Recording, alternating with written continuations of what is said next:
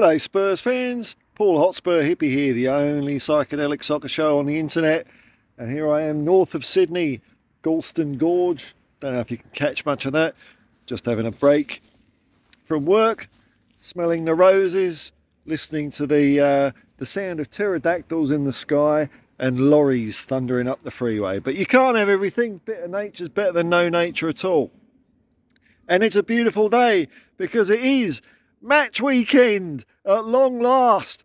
Oh man, I've been going through withdrawals through it. I had to kind of shut off from Spurs because it was just, you know, it was just there in front of me, but always tantalisingly out of reach. But here we are, we're back. It's football weekend, a weekend that could see Tottenham stretch our lead. Ange in his press conference, some good news, lots of good news actually. Romero and Son, doesn't seem to be any issues with them coming back from international break. Who else was there? Brennan Johnson. Ange was a bit non-committal about him, but we got Brian Hill possibly back, Gio Lo Celso, and lots of other players that haven't played all season. But you know, we're going to be an Yves Bissouma-less Tottenham. So how will Ange jiggle that jigsaw puzzle to get us the 3 points and victory against Fulham, a fixture that we also won last year? So when I do my Dreamo-meter, I was having a look at a few fixtures in the future. It's going to be quite a while before we have got the chance to overturn fixtures, equivalent fixtures from last year. It's not until November now, so a period of consolidation. Now, who else is playing? I might have got this totally wrong because I'm in a spot with no internet. I just tried checking and it just said, there's no internet here. It's like being back in the Stone Age, which is where I want to be for one thing. Who needs the wheel? Guys, where it all started going wrong, wasn't it? Bonfire. As soon as man invented fire or discovered its power, that was it. It's party time, isn't it? Anyway, I think Chelsea are playing Arsenal. So will our man, our Johnny on the spot, our mole, Mauricio Pochettino, the man that's ever so slightly big for his tracksuit and suit these days, will he keep on pursuing the assignment that we set him? I believe he was in an airport, maybe in Madrid somewhere, where he got the envelope with the reel-to-reel tape recorder. Your mission, should you choose to accept it, is be a bit rubbish at Chelsea, but not quite rubbish enough to get sacked before Christmas, and do Spurs a couple of favours. So hopefully Chelsea, if they can nick a draw or a win against Arsenal, starts putting the pressure on Arteta and his bunch of goons. And we know how Arsenal respond to pressure. They wilt, and it's like Arsenal halfway through the season are like a Big Mac that you've just left out in the sun all morning. Or back in the days when we had milk at schools before Thatcher the milk snatcher took it away from us.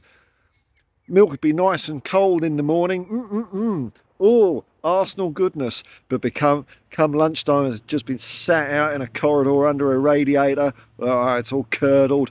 It just drops points left, right and centre. So hopefully a couple of points dropped by Arsenal will keep the pressure on them. Now, I've seen a few Ange Postecoglou tidbits. He did a quick interview, about 7 or 8 minutes, probably over 8 minutes, if you know, you know, for 4-4-2.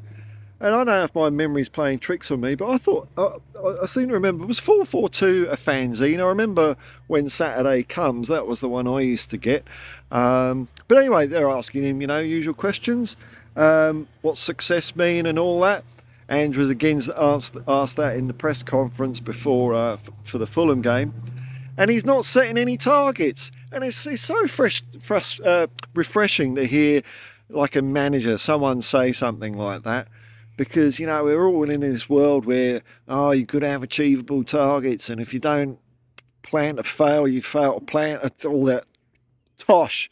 The same as brain trust that gives you language like, let's lean into it with a new set of eyes, and all that sort of rubbish. So, nice to hear Ange talk normally. No targets, we're just going to be as best and good and best as we can. and that's all you can. Yeah, that's all you can try and achieve, isn't it? Ange, his demeanour in the press conferences, he is looking like a man on the job that's happy with his lot, and that was backed up. Still freaked out by yesterday. The first person to recognise me was journalist Vince Rigari, who just happens to be writing a biography on Ange Postecoglou. I mean, geez, I shouldn't start getting gambling tickets or lotto, because gambling's not right. But you know, that's life, eh? Coincidences happen, weird things happen in life. But Vince also said, without giving anything away, that Ange seems very happy at the moment. He's content. The only shades of sadness I've seen in Ange recently are when he's talking about national soccer or football in Australia, because I think a lot of football fans would agree with me on this one, that if he was still Australia's national boss, and if they had done everything that Ange had told them to do, we might have, who knows, we might have had a World Cup by now. I know that might sound silly, but there are enough people playing football in this country that with the right prodding and shaping, and also we've got a lot of overseas players, we could have a damn good football side. I mean, even as it is, you know, to give you an idea, our national players, if they want an ice bath, they've got to go to the petrol station and buy a couple of bags of ice and fill a bath themselves with it, you know. With a bit more support, I think we could have done well. But that seems to be the only fly in Ange's I've got my metaphors mixed up there. What was it? Fly in the ointment, sand in the Vaseline. That's the one you don't want. I think that was a song by Talking Heads, one of their last songs, Sand in the Vaseline. Oof, what a way to end, eh? So he seems happy. I've been looking on social media. All our players have been romping back from international duty, including the new caps for Doggy and Van der Ven. And man, there's something special at Tottenham. There's something special at Tottenham. I mean, look, maybe me aside, but when we're looking at how fans are reacting to the way their teams are playing at the moment, I'm pretty sure that Spurs fans seem like we're the cat that's got the cream at the moment. Maybe it's because we've had such a dire time for a couple of years, but for the Spurs fans that have been watching every minute of every game, we can see that there's something special in here. And whatever people may say, don't forget, right now we're still number one, because Tottenham Hotspur, by far the greatest football team the world has ever seen, is number one. We are in a title race. Whether it changes or not, I don't know. Bentancur might be coming back soon.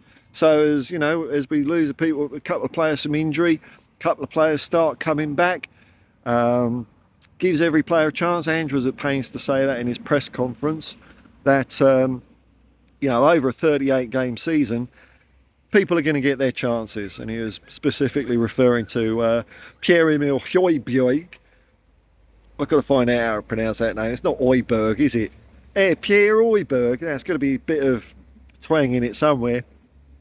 But how Ange was talking about how he's probably disappointed because he probably played pretty much every minute of last year.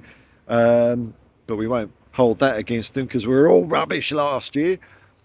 This is his chance, man. If he's starting, you know, competition for places. It's, even though Basuma and Sarr and Maddison are on top of the world at the moment, it doesn't hurt to have a few people nipping at their heels, keeping them in shape. And if they get a chance and they play even better, because this is something Ange is stressing, we've had a great start, but he's focused on us getting better. You mark my words, man. You give it 3 or 4 months, and if we're smiling now, I don't know what facial expressions. They'll have to invent a new emoji for Tottenham fans. We're going to be so happy with what we're seeing. So I don't, like I said yesterday, I don't know if I'm doing build-ups yet because they would be starting at 3 AM, but I'm definitely going to be all guns blazing, up and ready for the big kickoff at 6 AM Sydney time. Come on, you Spurs! Come on, you Spurs! That's it, man. Let's go! Let's go! Peace and love, man. Peace and love. Once again, Come on, you Spurs.